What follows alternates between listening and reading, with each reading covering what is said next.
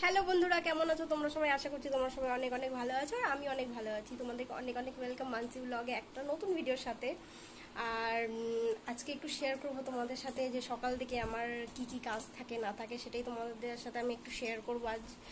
আর আমার স্নান টান অনেকক্ষণ আগে কমপ্লিট হয়ে গেছে, আমি সকালেই চান করে নিয়েছি। আর তারপর দেখো এখন কি কি করতে পারি না করতে পারি, এখন তোমাদের সাথে সব কিছু শেয়ার করব।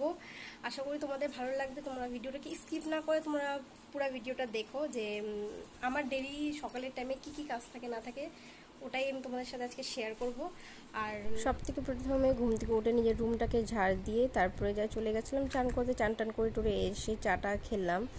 চাটা খেয়ে নেওয়ার পর চলে আসলাম রান্নাঘরে রান্না করার জন্য। তো ভাত ডাল হয়ে গেছিলো, তো আমি তাড়াতাড়ি করে ডাল সোমবারা দিয়ে দিচ্ছিলাম। তারপর সমস্ত কাজ এখন করতে হবে রান্নাবাড়ির জন্য।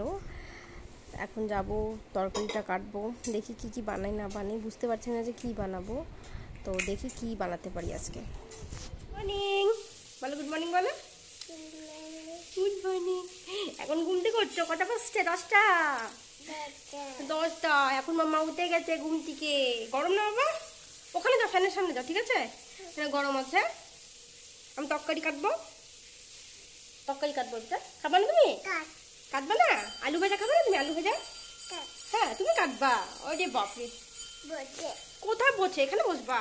এই তো বাবু এখন চলে গেছিলো, তারপর ওকে পাঠানোর পর আমি তাড়াতাড়ি করে আলু ভাজা আর করলা ভাজা মানে একসাথেই করবো দুটো। আলু করলা মানে বেশি করে পেঁয়াজ দিয়ে একটু বেশি করে তেল দিয়ে ভেজে খেতে এত দারুণ লাগে।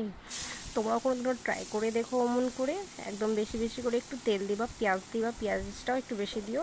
আর করলা আলুটাকে ভেজে দেখো অমন করে কত টেস্ট লাগে খেতে। তো তাড়াতাড়ি করে আমি ওসব বানিয়ে নেবো। তারপর তরকারি আমার কমপ্লিট হয়ে গেছে। তো আজকে তরকারি আমি রান্না করছিলাম, ঝিঙ্গা আলুর তরকারি বানানো হয়েছিল। জানি না তোমরা ঝিঙ্গাকে কি বলো আর কি বলো, আমাকে একটু কমেন্ট করে বলে দিও। তারপর বাবাইকে এখন বাবাই দোকানের জন্য বের হচ্ছে, বাবাইকে খাবারটা দিয়ে দিই। ও মা পারি। এখানে বেটি ঘুরে আসলো বাইকে, একটু হেসে দাও, একটু হাসো দেখি, একটু হাসো। এই তো বাবাই এখন বের হয়ে গেল না বাবা, পুরো এখন ঘুরে আসলো বাবার সাথে, বের হচ্ছে এখন। টাটা দিদি বাবাকে, টাটা। যাচ্ছি এখন, বাসনগুলো বাকি আছে সব ধুয়ে নিই। না বাবা মেজে রাখছি বাসন, ধুবো, চলো। বাবুকে রেখে দিয়ে আমি তাড়াতাড়ি করে বাসনগুলো যে মেজে রাখছিলাম সব ধুয়ে নিব, তারপর বাবুর সাথে একটু বসবো। তো আমার সব কিছু কাজ টাজ কমপ্লিট হয়ে গেছে, এখন চলে আসছি রুমের মধ্যে। এখন বাজছে ঘড়িতে 11টা 10 হচ্ছে। আর বাবাইও এখান থেকে চলে গেছে কাজে, কিষানগঞ্জে বের হয়ে গেছে। খাওয়া দাওয়া করে টিফিন সব নিয়ে গেছে। আজকে দেওর নেই, দেওর গেছিলো কালকে কাঠিয়ার। তো কাঠিয়ার থেকে ডাইরেক্ট কিষানগঞ্জ নামবে ওই ট্রেন নিয়ে। তো আজকে বাবাই সব টিফিন নিয়ে গেছে। তো আজকে কি কি হচ্ছে না হচ্ছে সব কিছু তোমাদের সাথে একটু শেয়ার করলাম। সকালে কি কি হলো না হলো সব কিছু শেয়ার করার চেষ্টা করলাম। ভালো ভিডিও তোমাদের সাথে শেয়ার করতে থাকি আর ভালো ভালো কন্টেন্ট দিতে পারি তোমাদের সাথে। বাবু পড়ে যাবি, বাবু এদিকে আসো। বাবু এখন এখানে খেলাধুলা করছে, হ্যাঁ বদমাশি করছে। আর সমস্ত কাজ কমপ্লিট হয়ে গেল, একটু পরে যাবো বাবুকে চান টান করাবো। হাই করে দাও, হাই করে দাও। কি হয়েছে, কি হয়েছে বলো, কি হয়েছে বলো, কি হয়েছে? মালিশ, এখনো মালিশ করার তালের মধ্যে উঠে গেছে। আমি বলে মালিশ করবে চান করার জন্য, বাবাকে যে দেখছে চান করবে। এখন ওর দিদ উঠে গেছে যে এখন চান করবে। এখন টাইম আছে, তাড়াতাড়ি চান করাবো। এখন চান করালে এখন আমাকে বিরক্ত করবে, পুরো ঘেমে টেমে যাবে। এখন গরমের সময় ভাবি যে একটু দেরি করে চান করালাটাই ভালো। তাড়াতাড়ি চান করাবে, আবার পুরো ঘেমে যাবে। এখন বদমাশি করবে, এখন খেলাধুলাও করুক, একটু খেলে দিলে তারপরে আমি ওকে চান করাবো। আচ্ছা চান করাবো বাবা, দাঁড়া। ঠিক আছে, তাহলে তোমরা ব্লগটা কন্টিনিউ দেখতে থাকো।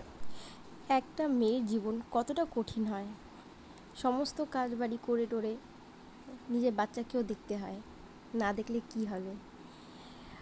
বিয়ে করে আসার পর স্বামীর সাথে নিজের সংসার করে, তারপর একটা বাচ্চা হয়ে যাওয়ার পর তার পিছনে মা খাটতে থাকে। মেয়েদের জীবন একটা আলাদাই ধরনের। বিয়ের আগে কি লাইফ থাকে, বিয়ের পর কি লাইফ হয়ে যায়। বিয়ের আগে একটা মেয়ে যতটা এনজয় করতে পারে, বিয়ের পরও এনজয় হয়, আমিও এনজয় করি, বাট অনেকটাই চেঞ্জ হয়ে যায় বিয়ের পর লাইফ একটা মেয়ের। তো দেখতে দেখতেই বাবুকেও চান করানো হয়ে গেছে। এখন চলে আসছি বাবুকে খাওয়ানোর জন্য। ওকেও খাওয়াবো, খাওয়াই দাওয়াই কিছুক্ষণ টিভি দেখবে, একটু খেলাধুলা করবে, সঙ্গে সঙ্গে ঘুম পাড়ে না। এমনিও সঙ্গে সঙ্গে মানে খাবার খেয়ে নেওয়ার পর ঘুমাতেও হয় না। তো বাবুকে খাওয়াই নিব, তারপর ওকে ঘুম পাড়াবো। ঘুম পাড়ানোর পর তারপরে আমিও যাব, আমিও খেয়ে দিয়ে নিব। খেয়ে দিয়ে নেওয়ার পর আমিও একটু রেস্ট করবো, একটু মোবাইল চালাবো, তারপর একটু ঘুমাবো। তারপরে যে বিকালে উঠবো, বিকালে উঠে যা সমস্ত কাজ থেকে সব করে নেব। হ্যালো বন্ধুরা, আবার চলে আসছি আমি। এখন বিকাল বাজছে 5:30, আর সমস্ত কাজ বা সব কিছু কমপ্লিট হয়ে গেছে। এখন মেয়ে খেলছে একটু পুতুলের সাথে। পুতুলের মাথা আলাদা, হাত আলাদা করে এখন ও খেলছে। আর আমার গলার ভয়েসে তোমরা বুঝতে পারছো যে না, শরীরটা একটু খারাপ আছে। আমার সাথে সাথে আমার মেয়েরও দেখছি শরীরটা এখন একটু খারাপ মনে হচ্ছে, ওর সর্দিটা লেগে গেছে। তো ও এখন এখানে বদমাশি করছে পুতুলটার সাথে। এমন বদমাশি করে, মাথাটা আলাদা করে দেয়, হাত আলাদা করে দেয়, শরীরটা আলাদা করে দেয়। বাবু ছি, এমন করতে হয় না, বাজে অভ্যাস, হাত বের করো মুখের থেকে। তো তাহলে তোমরা ব্লগটাকে কন্টিনিউ দেখতে থাকো, সঙ্গে থাকো। কী কী হয় না হয় তোমাদের সাথে তো সবই আর শেয়ার করছি। আমার মেয়েকে পুতুল থেকে মাথাটা আলাদা করে খেলছে। দেখো, পুতুলের মাথা নেই, শরীর আছে গোটা, হাতটা সব ভেঙে টেঙে দিছে। এই দেখো পুতুলটাকে নিয়ে খেলছে। কি করছো বাবা? হ্যাঁ টুকু, এটাতে মাথাটা লাগানো, পুতুলটাতে মাথা লাগাও। এমনি থাকবে পুতুলটা, এমনি থাকবে।